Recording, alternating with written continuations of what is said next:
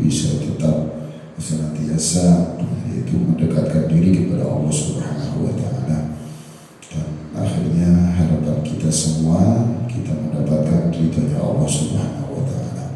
Salat serta salam mudah-mudahan tetap tercurahkan kepada junjungan kita Nabi besar Muhammad sallallahu alaihi wasallam, kepada para keluarganya, para sahabatnya dan seluruh umatnya.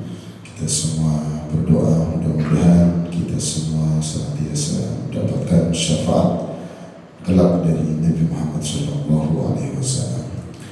Baik jemaah yang dirahmati oleh Allah Subhanahu wa taala, kita sekarang masuk di bab yang ke halaman 5 atau maqalah yang ke-13. Ini barisan ketiga dari bawah halaman 5. Jadi Bapak Ibu yang buka kitabnya bisa dibuka di halaman 5, maqalah yang ke-13. Setelah kemarin kita berbicara tentang taubat ya, yang begitu luas ampunan Allah Subhanahu wa taala bagi hamba-hambanya yang senantiasa banyak berbuat dosa. Bismillahirrahmanirrahim.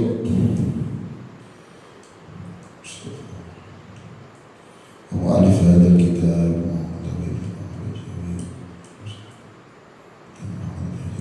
Syaikhul Fatihah. A'udzu billahi minasyaitonir rajim. Bismillahirrahmanirrahim.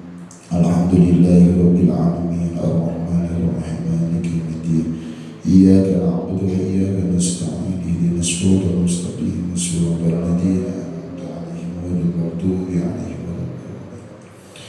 Bismillahirrahmanirrahim. Qala al-mu'allif rahimakumullah wa nafa'ana bihi wa bi'ilmihi fid dharain amin. Bismillahirrahmanirrahim. Wal maqalatu tsalitsata asyrata. Nasihat yang ke-13. Qila dikatakan hamul arifi ats-tsana'u. Hamul arifi, cita-cita orang yang arif atau keinginan orang yang arif, ats-tsana'u yaitu pujian. Maksudnya ay muradul arifi billah ats-tsana'u 'ala Allah ta'ala bi jamili sifatihi.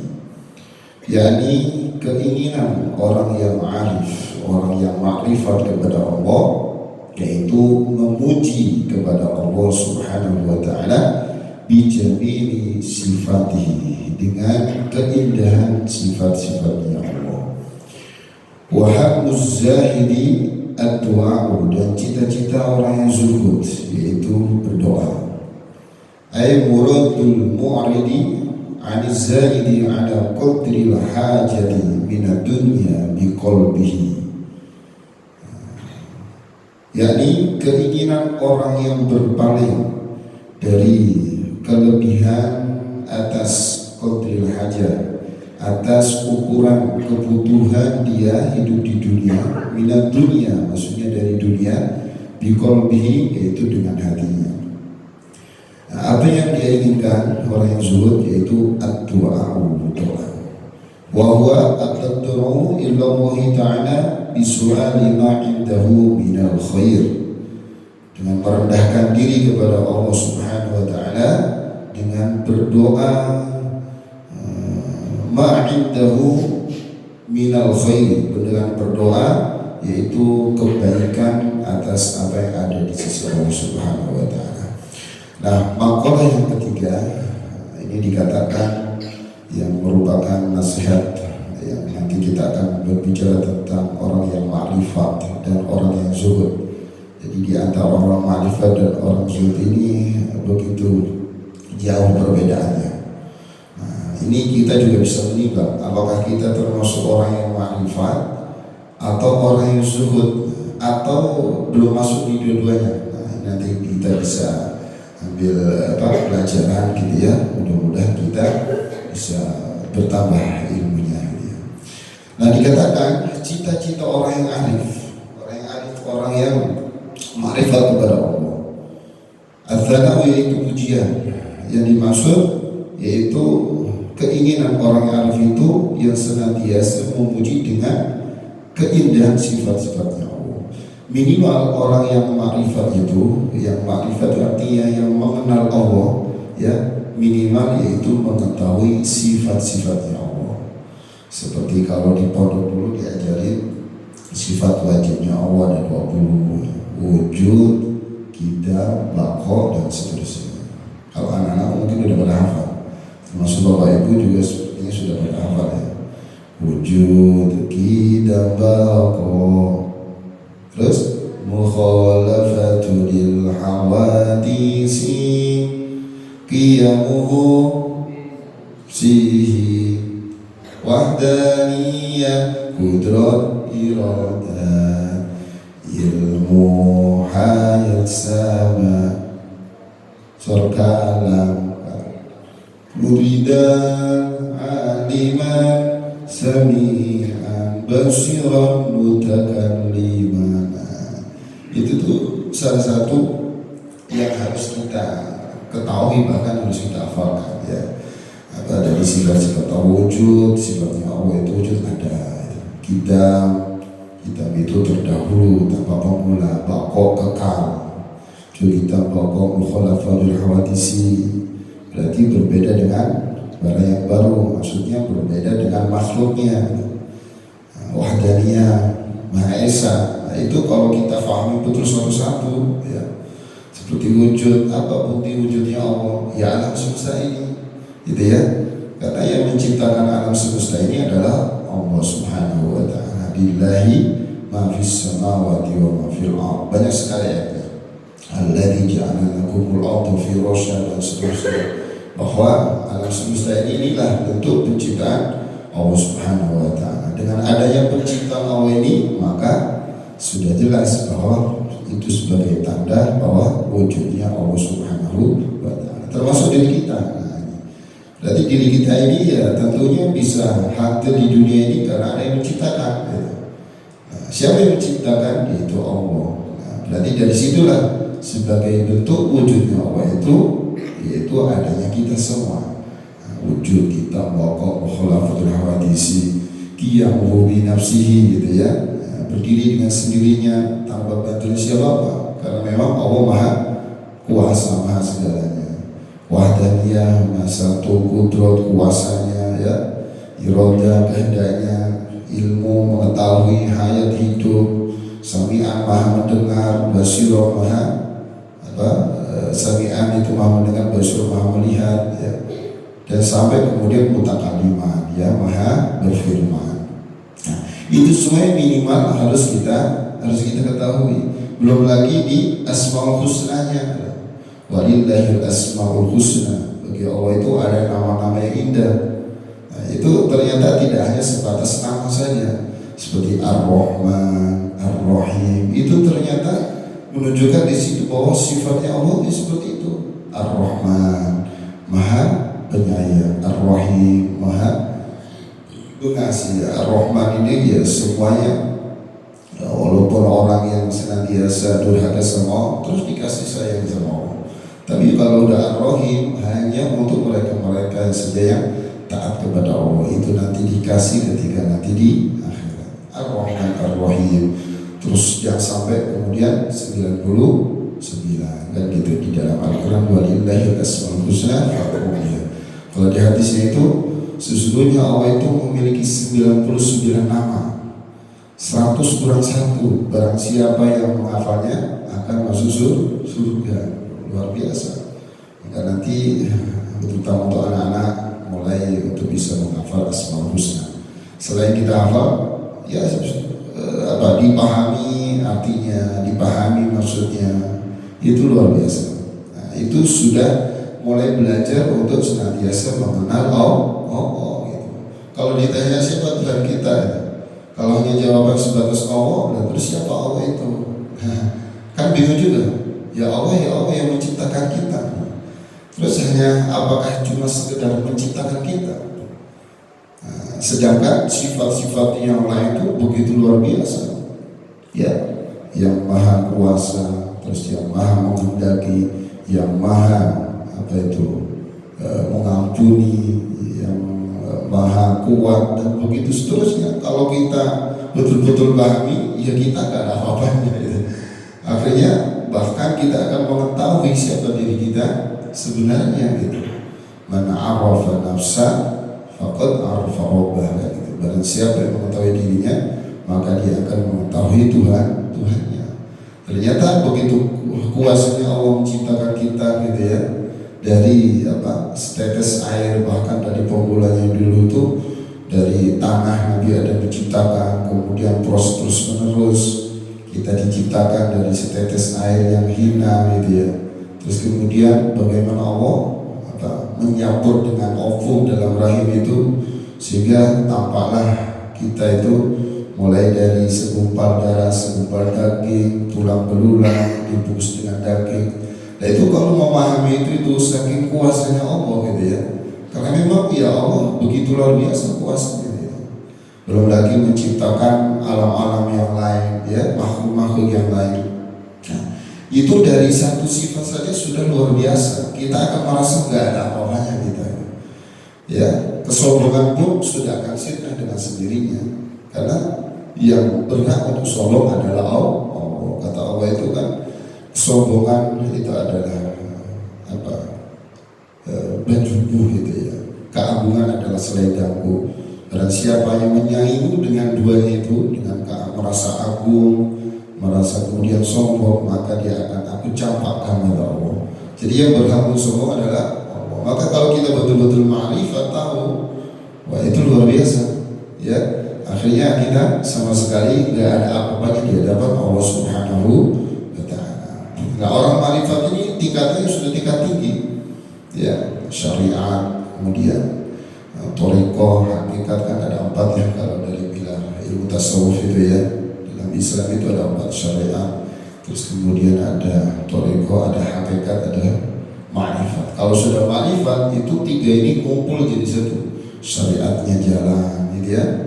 Terus kemudian thariqahnya, hakikatnya ya, pakai dasarnya hakikat tadi sudah luar biasa. Seperti contoh kita kalau kemudian kita masuk ke dunia ilmu hakikat gitu ya, ketika kita beramal misalnya, itu jauh sekali dari hal-hal yang kemudian menjadikan kita tidak ikhlas. Contoh sederhana, kita ingin berinfak misalnya, bersedekah misalnya, itu contoh sederhana. Ketika kemudian kita bersedekahnya hanya memakai sekedar ilmu syariat saja, potensi tidak ikhlasnya itu akan mungkin menjadi besar, potensi tidak ikhlasnya. Tapi kalau kemudian kita memakai dasar ilmu hakikat dengan kita berinfak, itu potensi ikhlasnya justru semakin besar. Kenapa? Karena kita sedekah, yaitu dengan uang yang bukan milik kita. Yang ngapain kita gak ikhlas? Karena itu bukan milikku gitu. Itu hanya titipan Allah, itu punya Allah. Tapi kalau secara syariat, ini hasil aku kerja, ini hasil aku nabung, ini hasil aku ini, nanti kalau aku sedekahkan mungkin berkurang. Dan apalagi aku nabung sudah lama, kerja keras, banting tulang capek, maka kemudian aku akan kasihkan ini, sedangkan aku butuh, masih banyak pertimbangan. Kalau pakai ilmu syariat saja, potensi tidak ikhlasnya itu, potensi artinya tidak semua ikhlas, tapi menjadikan kita tidak ikhlas itu akan lebih ada, lebih banyak gitu. Maka kalau dengan ilmu hakikat luar biasa, seperti kita beramal. Contoh misalnya, kita di masyarakat menjadi sekiranya yang tugasnya berat, tapi kemudian timbal baliknya sedikit gitu, kira-kira apa? Mungkin kalau kita bicara di keluarga sini mungkin RT/RW barangkali gitu ya, mungkin nggak ada gajinya barangkali gitu ya, nggak ada gajinya, atau kalau kita ada mungkin kecil, atau memang nggak ada, tapi sedangkan tugasnya itu berat ya, mengayomi masyarakat ya, kemudian menerima masukan, kompleks segala macam, pokoknya luar biasa beratnya. Kalau dipakai itu ilmu syariat, otomatis sudah jelas akan muncul ketidakikhlasan dalam beramal, dalam bertugas. Aduh, capek, udah gak ada kerja, udah gajinya sedikit gitu, atau gak ada gaji tapi luar biasa ya, masukkan komplainan tugas segala macam. Tapi kalau pakai ilmu hakikat, iya, aku sama Allah diciptakan diciptakan di muka bumi untuk ibadah. Nah, maka aku jadikan tugas untuk mengawini masyarakat ini sebagai jalan aku beribadah. Karena yang memang memberi aku sehat adalah Allah, yang memberi aku bisa seperti ini adalah Allah, maka semua dikembalikan ke Allah. Ya walaupun nggak ada gaji, nggak ada apa misalnya itu imbal balik gitu ya, jasa dan seterusnya, sudah nggak ada problem lagi. Karena apa? Ya karena itu sebagai bentuk rasa syukur kepada Allah Subhanahu wa Ta'ala. Kalau itu pakai ilmu hakikat, maka kita sebenarnya nggak boleh juga kalau hanya sebatas syariat saja, gitu ya. Makanya para ulama-ulama itu ada syair, tidak hanya sekedar belajar ilmu syariah, tapi hakikat, apalagi kemudian ma'rifat. Apalagi di dalam banyak kitab itu sangat-sangat detail penjelasan tentang ilmu ma'rifat kepada Allah Subhanahu wa Ta'ala. Ya, seperti halnya ketika kita dikasih sebuah kenikmatan misalnya kesehatan gitu, sama Allah Subhanahu wa Ta'ala. Dengan kasih sehat ini, terus kemudian kita diminta untuk beraktivitas yang maksimal, misalnya aktivitas apapun itu, apakah ibadah atau mungkin bekerja dan lain-lain gitu ya.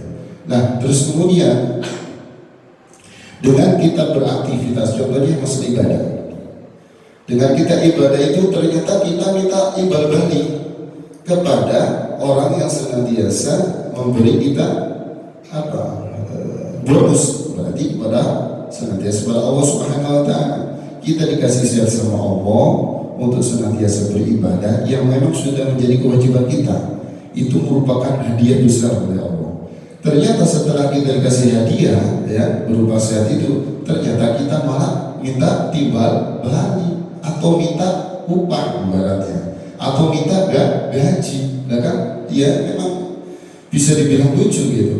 Yang ngasih adalah Allah, yang menjamin adalah Allah.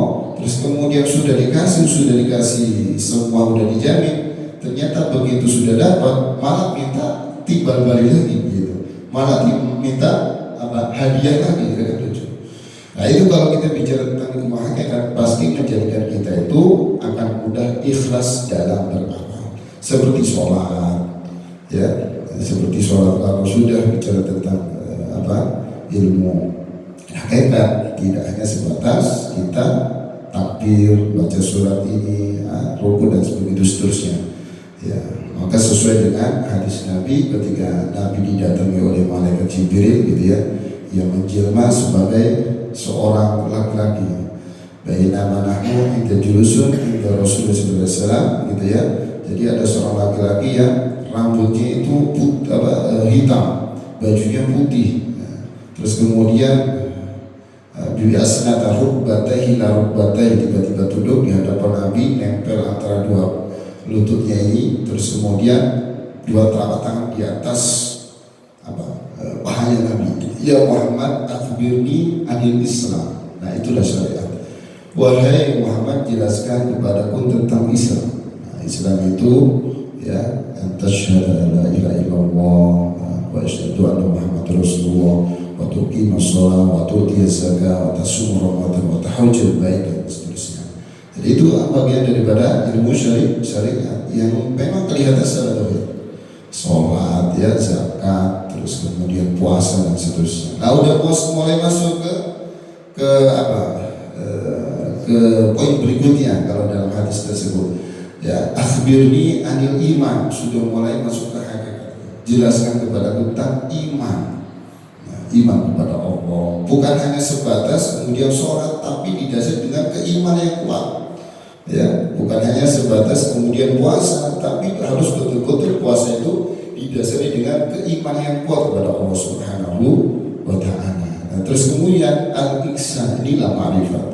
Akhbirni anil ihsan, ini hadis Arba'in Nawawi yang nomor 2, hadis yang panjang sekali. Akhbirni anil ihsan, jelaskan kepadaku tentang ihsan.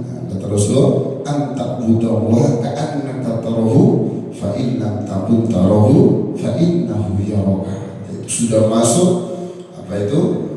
kategori sebagai hamba yang betul-betul ma'rifat kepada Allah. Engkau engkau beribadah kepada Allah seakan-akan engkau melihat Allah. Ya, seakan-akan engkau melihat Allah. Kalau engkau tidak melihat Allah, yakinlah bahwa Allah itu melihatmu. Nah, dari situlah jamaah yang dirahmati oleh Allah Subhanahu wa taala betul-betul bisa mengantarkan kita untuk senantiasa ibadah yang berkualitas itu. Betul-betul kita harus bisa menjadi hamba Allah yang ma'rifat. Ya, nggak tahu nanti kapan kita bisa sampai ke sana itu ya. Paling tidak kita sedikit demi sedikit terus belajar untuk menjadi hamba-hamba yang senantiasa mengenal Allah Subhanahu wa taala. Gitu ya. Tadi tidak sebatas hanya tahu Allah itu Tuhan saya, tidak. Tapi harus mengetahui sifat-sifatnya ya. Harus mengetahui kekuasaan-kekuasaannya gitu ya. Dan itu bagian daripada proses untuk kita bisa ma'rifat kepada Allah Subhanahu wa taala. Ya, seperti kalau lihat perjalanan salah satu contoh misalnya sahabat Bilal bin Rabah ketika disiksa oleh majikannya ya karena keimanan dia kepada Allah ya, kemudian dicambuk ya, terus kemudian dijemur di atas padang pasir, belum lagi kemudian ditindih batu besar ya, sampai berdarah-darah segala macamnya. Itu kalau nggak ma'rifat kepada Allah itu nggak bisa. Dengan kondisi seperti itu tuh dipaksa siapa Tuhan kamu ya, Lata wa Uzza dipaksa untuk senantiasa menyembah atau menuhankan berhala-berhala nenek moyangnya gitu. Tapi kemudian apa jawaban? Ahadun ahad. Ahadun ahad. Sudah masuk ilmu ma'rifat kepada sahabat Bilal bin Rabah. Ahadun ahad, yaitu Allah Maha Satu. Allah Maha Satu. Sudah mengenal Allah bahwa itu wahdaniyah, hanya satu, nggak ada lagi yang lain gitu. Itu berbagai bentuk kemarifatan kepada Allah Subhanahu wa taala. Begitu kuat marifatnya, walaupun yang dihadapi ya tidak hanya sebatas nyawa, tapi itu siksaan yang luar biasa. Pelan-pelan kemudian akan bisa membunuhnya, tapi karena kemakrifatannya kuat, tidak berpengaruh sama sekali dengan keimanannya. Jadi luar biasa kalau kita bicara tentang makrifat kepada Allah Subhanahu wa taala. Nah, orang yang makrifat ini cita-citanya hanya satu, memuji Allah. Apapun yang dia lakukan, ya, aktivitas apapun dalam keseharian dia, pastinya aktivitas yang pasti sudah beribadah orang yang makrifat. Walaupun hanya dia sedang duduk saja, potensi dia duduk itu untuk menjadi ibadah itu sangat besar kalau sudah makrifat. Karena apa? Karena yang ada dalam hatinya, dalam dirinya itu tidak lain tidak bukan hanya ada Allah Subhanahu wa taala. Dia duduk, dia akan selalu memuji, ya Allah, terima kasih Engkau sudah beri aku kenikmatan seperti ini gitu. Ya Allah, dia berjalan, terima kasih Engkau sudah memberi aku bisa jalan gitu. Dia memandang pohonan, ya Allah Maha Suci Engkau bisa menciptakan. Dia pandang kemanapun dia tertujunya kepada Allah Subhanahu wa taala. Dia kondisi sakit sekalipun, ya Allah terima kasih Engkau sudah beri aku sakit, dengan sakit dosa-dosaku bisa terhapus. Bahkan tidak sedikit kita dengar ada orang yang makrifat, ada seorang kiai makrifat yang luar biasa.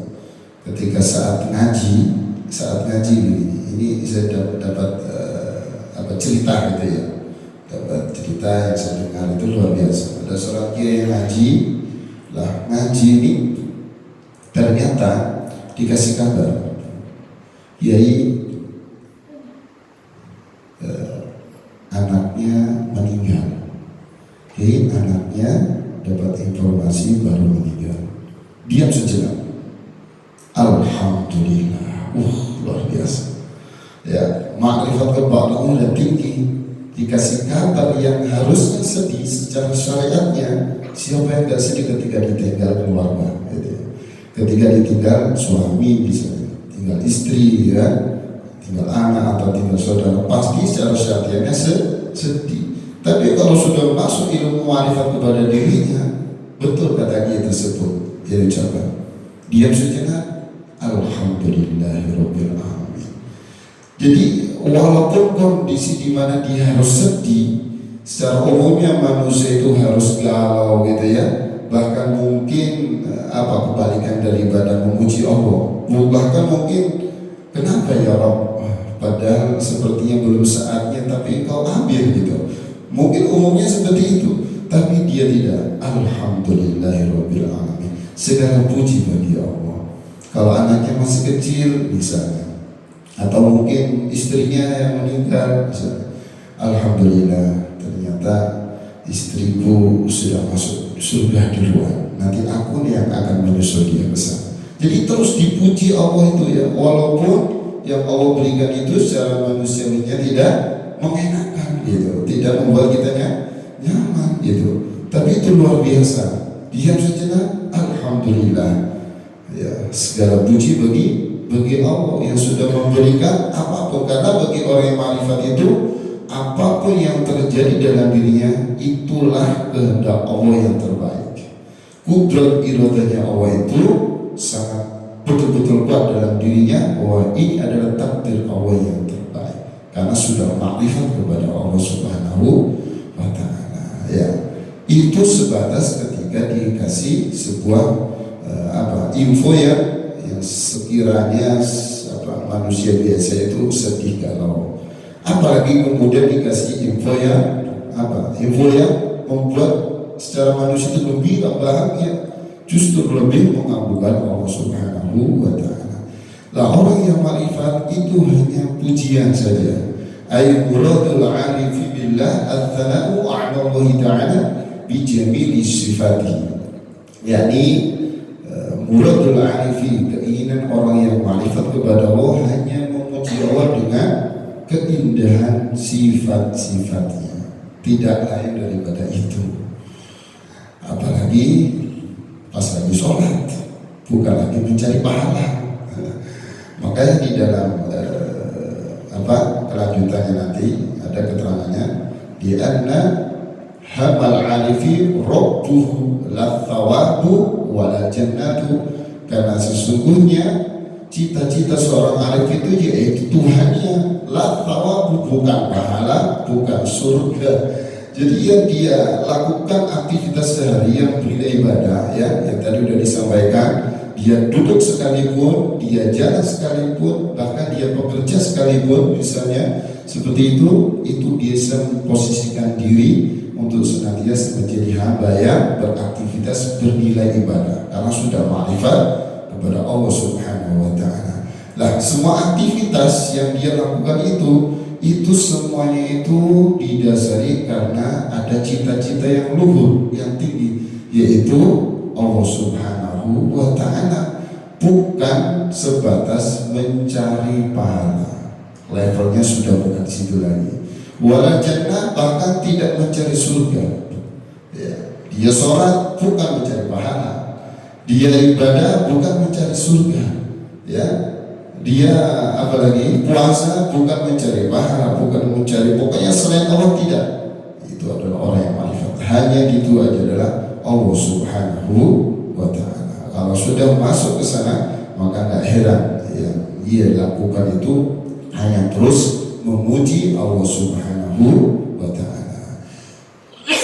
Begitulah salah satu tanda sebagai orang yang ma'rifat. Dan tinggal kita kira-kira kita dalam ibadah itu apakah sudah masuk kategori sebagai orang yang ma'rifat ini. Dalam kondisi bagaimanapun, situasi bagaimanapun, apakah kita terus memuji Allah Subhanahu wa ta'ala. Gitu ya. Nah ini kita bisa belajar dengan makalah yang 13 ini.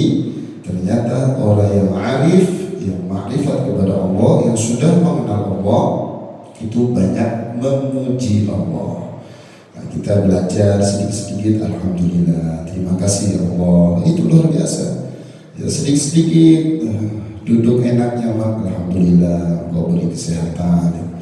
Dikasih rezeki, alhamdulillah Engkau kasih rezeki. Pokoknya sedikit-sedikit, makan, habis makan, alhamdulillah, habis minum, alhamdulillah. Bahkan luar biasanya orang yang ma'rifat itu, yang biasanya ini ya, yang biasanya ketika sebelum minum ucapnya bismillah dengan menyebut nama Allah. Tapi karena udah terbiasa dia memuji, ya, tidak sedikit ulama yang kemudian sebelum minum sudah mengucapkan Alhamdulillahirabbil alamin. Padahal belum minum, gitu. Sudah memuji Allah, saking luar biasanya.